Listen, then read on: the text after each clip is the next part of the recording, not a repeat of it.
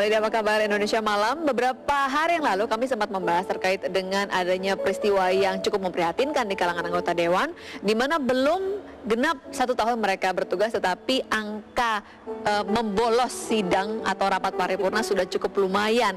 Dan kami memperoleh dirilis begitu ya nama-namanya hari ini, dan kita akan menyimak apa komentar dari para anggota Dewan terhadap rekan-rekannya yang suka membolos.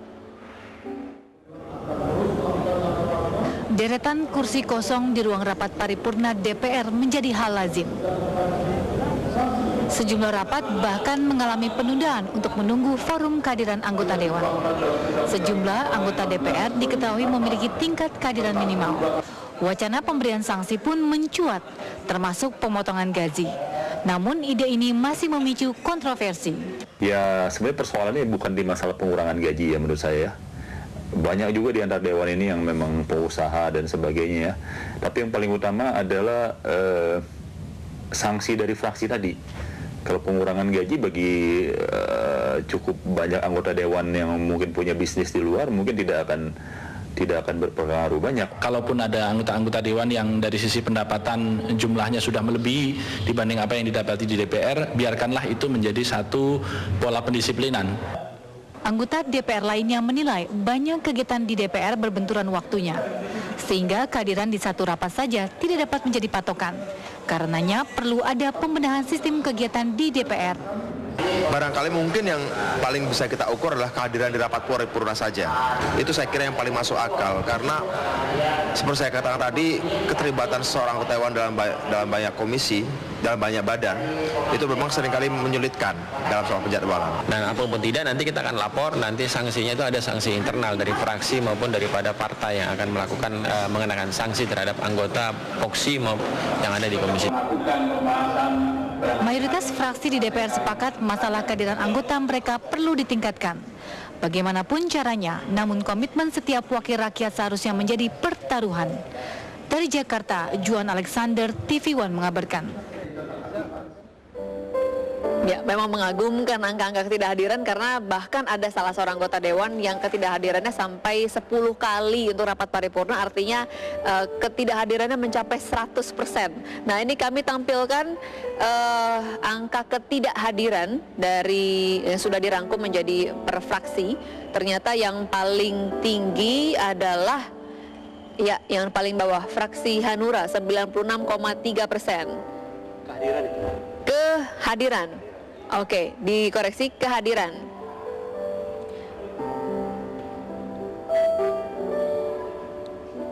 Ya, kemudian ini sidang yang kedua, periode yang kedua dari 4 Januari hingga 5 Maret 2010.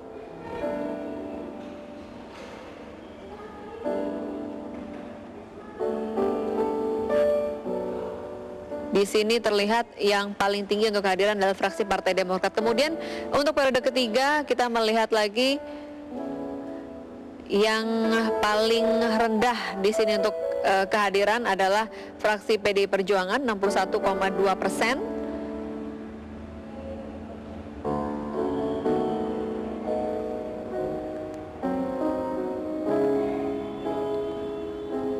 Ya, tapi sebelumnya saya ingin mengajak Anda melihat terlebih dahulu di sini, pemirsa, ada sebuah artikel dari Viva News.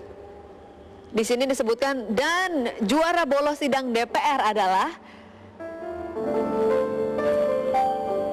ya, ada sejumlah nama di sini yang memang dirilis begitu ya, dengan angka-angka ketidakhadiran dan juga kehadirannya dari berbagai fraksi. Kalau tadi kita melihat dikelompokkan per fraksi saja. Nah, salah satunya di sini ada nama Bang Akbar Faisal ini dengan tingkat ketidakhadiran 3 atau 30%. Hadirnya masih lebih banyak, 70%. Bang Akbar Faisal, saya mau mengucapkan selamat dulu nih, karena disebutkan sebagai salah satu juara dari Hanura untuk ketidakhadiran. Anda berdua di sini. Sebenarnya saya tidak perlu menanggapi ini, karena nanti dibilangin saya tidak mau menerima kritik. Tetapi karena ini menjadi penting bagi para konstituen saya, maka saya perlu jelaskan. ini saya menggunakan bahasa ini untuk mengedukasi masyarakat. Yang mengecewakan dari ini adalah seakan-akan mengukur kinerja parlemen itu cukup dengan kehadiran. Sebenarnya banyak. Coba dicek deh. Sekarang pilihannya begini, bagi kita. Bang, Ntar tapi dulu. ini kan bisa dibilang salah satu indikator. Iya, sekarang betul kalau itu setuju. Iya. Saya belum jauh ini. Sekarang begini, pilih mana? Saya berbohong dengan tanda tangan atau saya suruh staf saya tanda tangan atau saya kehadiran. Saya berani menjamin banyak yang tanda tangan, tetapi sebenarnya bukan dia tidak hadir. Jadi lebih baik abang ya, kalau tidak hadir, tidak pakai titip tanda Tapi tangan. substansinya begini, ini bukan pembelaan ya, tetapi pada periode Januari sampai Maret ya, itu saya tidak hadir 3 kali. Masa lupa sih? Pada saat itu dari pagi sampai malam saya di ruang sidang Pansus Senturi gitu. Oke. Kan gitu ya? Oke. Itu satu. Yang kedua, ya mau apa lagi? Ini fraksi saya memang paling kecil di DPR ya. Iya. 17 orang. 17 orang itu harus menghadiri semua rapat. Saya anggota Bamus. Saya Komisi 5, saya anggota Panja, ada pansus. Pernah sekali waktu saya rapat dalam sehari itu 7 rapat dalam sehari, 3 rapat bersamaan dengan waktu yang sama tapi tempat yang berbeda. Oke. Saya harus memilih. Gitu kan? Adakah, oke, itu kalau kasusnya ada banyak rapat di saat yang bersamaan mungkin masih bisa ditoleransi begitu ya Bang ya, untuk alasan memang produktif menjalankan tugas sebagai anggota DPR. Tapi adakah untuk kepentingan lain di luar kegiatan sebagai anggota DPR? Apa ya, perasaan saya nggak ada ya. Nggak ada. Tapi gini, ini untuk mendidik masyarakat ini Grace, ini perlu kita ungkapkan bahwa menurut saya, dan saya bisa bertanggungjawabkan secara akademis, Di ormas tertentu misalnya? nggak ada hubungannya. Nggak ada hubungannya. Yakin ya? Nggak ada hubungannya. Oke. Nah, yang ingin saya katakan begini, kita harus mengedukasi masyarakat. Kehadiran penting. Itu adalah bentuk pertanggungjawaban kita kepada mandat yang kita terima. Tetapi jangan sampai kita terjebak dengan itu. Ini satu contoh ya. Berapa banyak orang yang hadir di dalam rapat untuk kemudian duduk dan diam. Tidak mewarnai pertarungan ide dan gagasan yang ada di situ. Akibatnya apa? Masuk pada persoalan kedua yang merupakan menurut saya kita terlambat kalau menggunakan itu indikatornya. Apa itu? Semakin banyak produk legislasi dalam bentuk undang-undang, semakin bagus katanya. Ada contoh kasus nih. Undang-undang kita selesaikan. Tetapi kemudian 2 tahun kemudian digugat ke Mahkamah Konstitusi, menang pula. Kenapa demikian? Karena tidak terukur. Kenapa demikian? Karena tidak Tapi begitu banyak. Bang Akbar setuju juga dong kalau lebih baik juga kalau ketidakhadiran ini bisa dikurangi. Artinya memang hanya salah satu indikator, tapi bagaimana mereka bisa menghasilkan produk-produk yang baik, menjalankan tugas sebagai wakil rakyat kalau tidak pernah tahu ada apa yang sedang dibahas, ada kepentingan apa yang sedang persoalannya diperjuangkan. begini, untuk kasus saya ya, karena saya kan yang ditembak nih, karena saya mulai menyuarakan Senturi lagi nih. Ini kan begitu, tahulah saya itu. Ini kan karena saya mulai mengangkat Darmin Nasution terpilih, padahal dia adalah orang yang bertanggung jawab pada Senturi, saya ditembak lagi nih.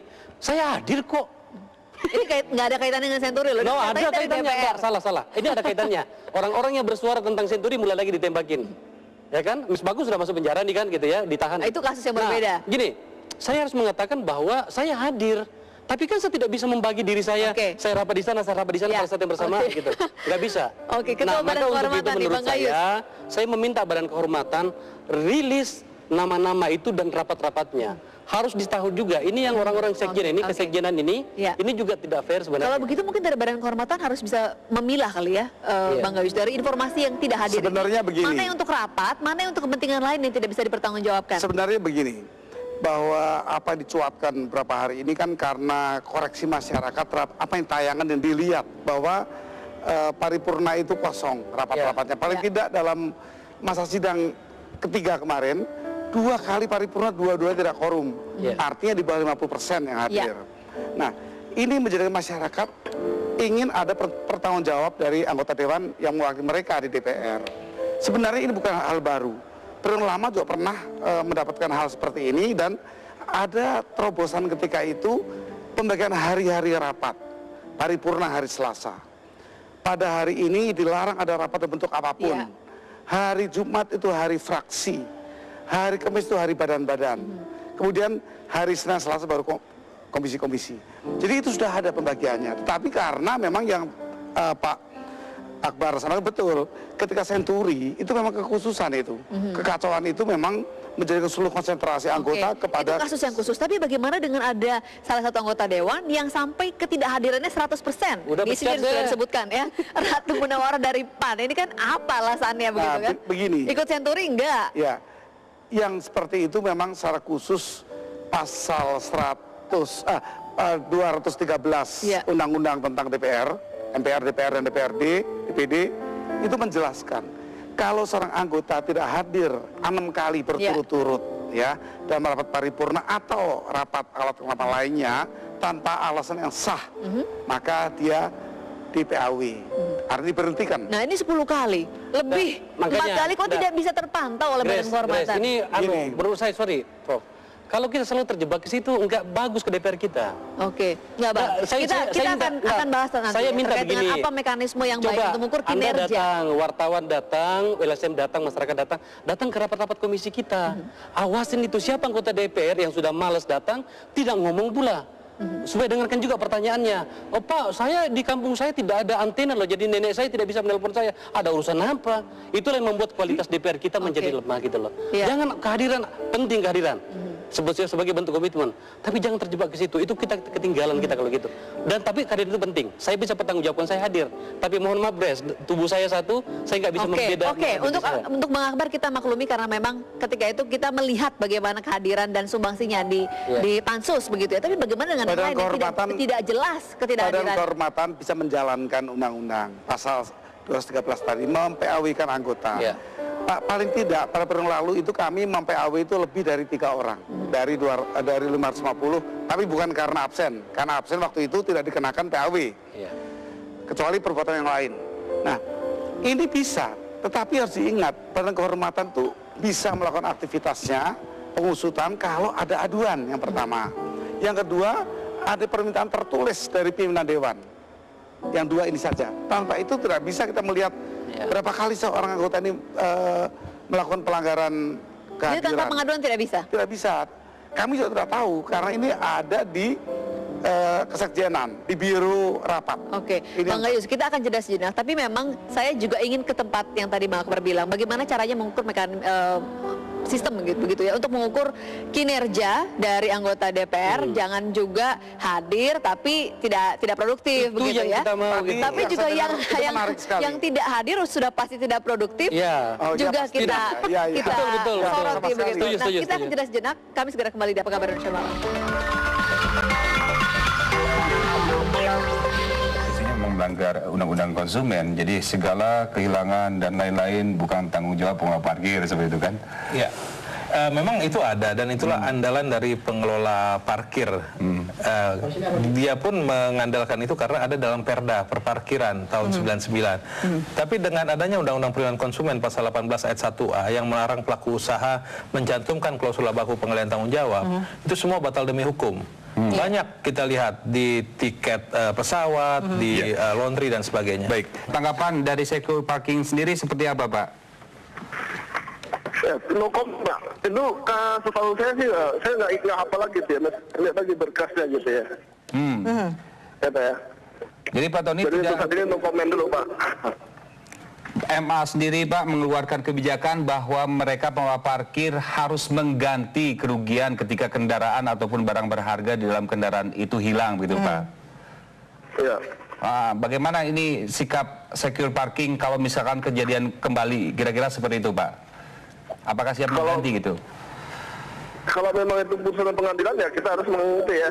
Apa itu mengikuti ya ketentuan putusan pengadilan tersebut gitu ya.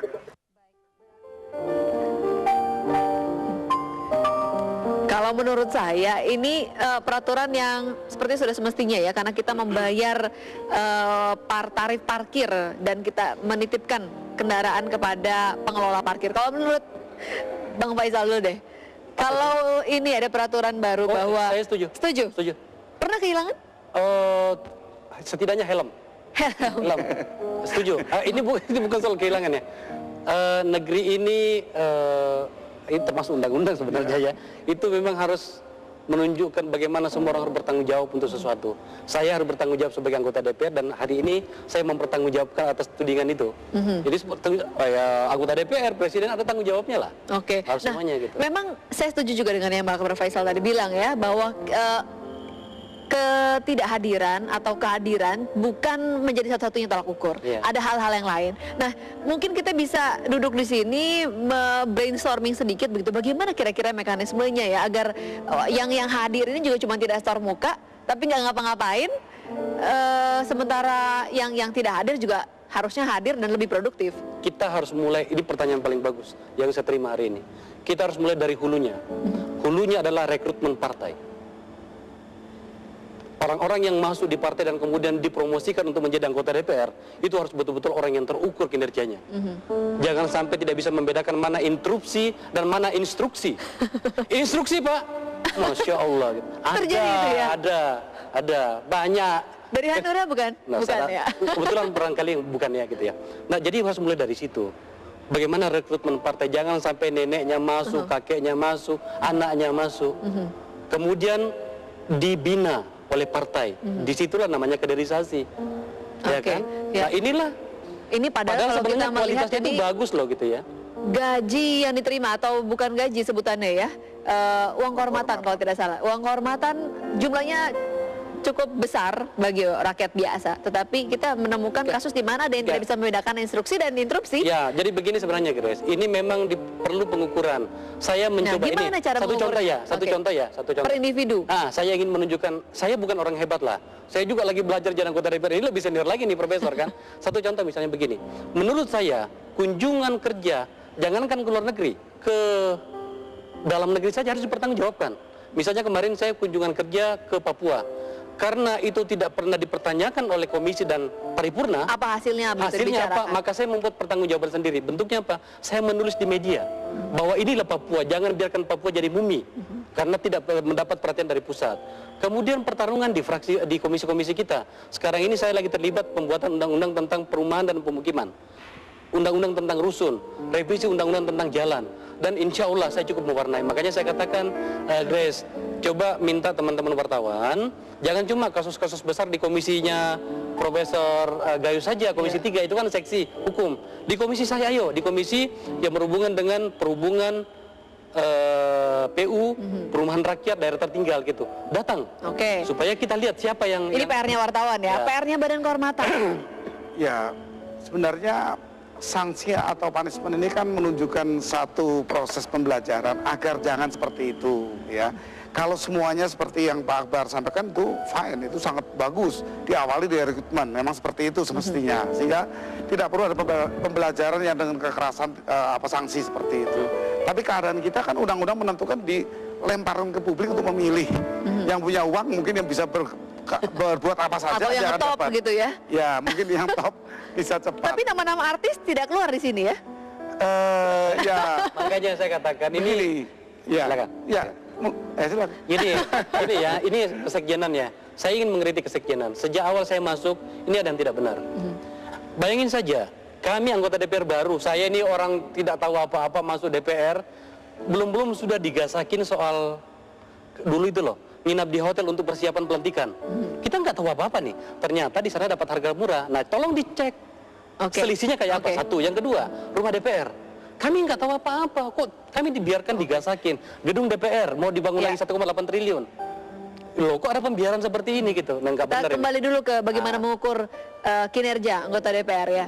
Ya, kalau bagi saya kinerja itu memang tugas pokok lebih dahulu ya, bagaimana kita membuat undang-undang, legislasi, pengawasan, budgeting. Tiga itu ukuran. Betul. Kualitas, ya tadi Pak Akbar kualitasnya bukan hanya membuat Kira-kira saja. siapa yang bisa mengukur ya? Seperti kalau karyawan itu kan punya KPI. Apakah mungkin untuk para anggota dewan yang jumlah 500 sekian ini harus dibuat bikin, seperti itu? ada. Bisa. Itu memang tugas fraksi sebenarnya. Fraksi lebih bertanggung jawab. Seperti tadi Pak Akbar mengatakan, di fraksi kami PD Perjuangan itu ada. Setiap selesai kunjungan kita buat laporan. Setiap kunjungan. Harusnya anggota seperti itu ya? Harus buat laporan apa dikerjain di sana. Itu memang peran fraksi yang harus dipakai juga untuk melatih yang baru masuk. Apa tugas mereka di dewan ini? Antara lain kalau kunjungan itu. Kemudian kalau legislasi kami punya staf ahli. Sejumlah besar staf ahli. Itu yang memberi masukan sebenarnya. Jadi kalau mereka tekun dan mereka mau, sebenarnya saran itu ada dari yang tadi blank menjadi terisi. Itu sebenarnya. Nah, kalau mereka melanggar dan tidak patut lagi ditoleransi, lebih dari 6 kali diberhentikan PAW. Itu ada di pasal 213 tadi, di PAW kan langsung. Kalau memang mereka... Kalau yang itu kan tadi kan wewenang fraksi. Kalau wewenang Badan Kehormatan kira-kira selain selain Badan Kehormatan ini kan bukan polisi, juga bukan jaksa. Artinya kami ini pasif. Kalau Badan Kehormatan diberikan aktivitas yang lebih tinggi, kami boleh mengintip, boleh mengikuti, mengawasi, itu akan untuk komunitas dewan itu memang disepakati untuk tidak. Karena ini akan menjadi satu persoalan baru nantinya. Ini lembaga politik. Kalau lembaga yang lain, advokat, dokter, mungkin masih mungkin. Ya, tapi kalau ini agak sulit untuk Dewan Kehormatan, atau kalau di Hakim Majelis Kehormatan itu MA-nya punya pengawasan, KY punya pengawasan. Kan mereka di luar. Ini sulit. Di antara kami lalu kalau saling mengintip seperti itu. Makanya saya bilang ini butuh terobosan. Ini kan DPR ini lembaga yang paling enak digebukin ini. Karena begitu banyak kepentingan di situ kan. Sampai hal-hal yang besar, Senturi katanya mau ditutup lagi tuh. Ini usulan gila kan gitu ya. Ini mau ditutupin. DPR paling enak digasakin, apalagi ada Akbar Faisal di situ misalnya kan. Ini anak kecil ini baru datang, enak juga dipukulin gitu kan. Menurut saya harus ada terobosan. Terobosan untuk memperbaiki kinerja parlemen. Ya saya nggak sakit hati lah. Kita hadir tapi dianggap tidak hadir nggak apa-apa lah. Tapi menurut saya harus ada terobosan.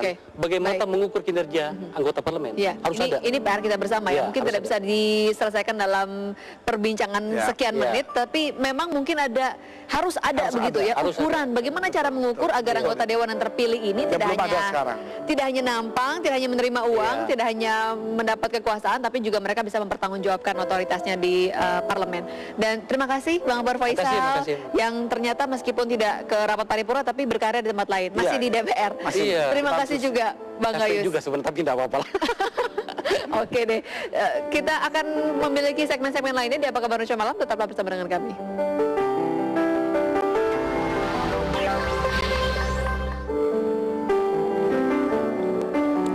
Ya, kita sudah tiba di akhir Apa Kabar Indonesia Malam. Sejumlah topik tadi telah kita bahas hari ini, antara lain terkait dengan peristiwa pembunuhan seorang bayi yang ternyata dilahirkan oleh seorang siswi SMA di Surabaya, umurnya baru 15 tahun. Kemudian juga tadi kita sempat mengintip bagaimana kondisi rumah Ibu Sutarti dan juga Ibu Rusmini, dua orang janda pahlawan yang akhirnya hari ini mendapat vonis bebas. Dan juga tadi kita sempat berbincang bersama dengan dua orang anggota dewan terkait dengan angka ketidakhadiran yang tinggi. Dan inilah akhir dari Apa Kabar Indonesia Malam. Saya Grace Natali undur diri, terima kasih dan sampai jumpa.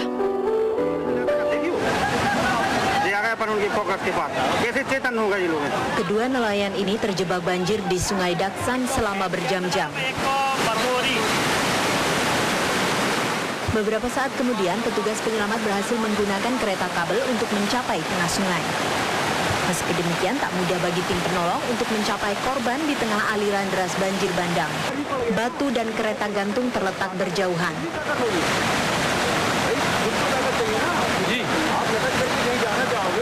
Penyelamatan dilakukan dengan mengangkut satu persatu korban ke tepi sungai. Kedua korban mengalami luka ringan.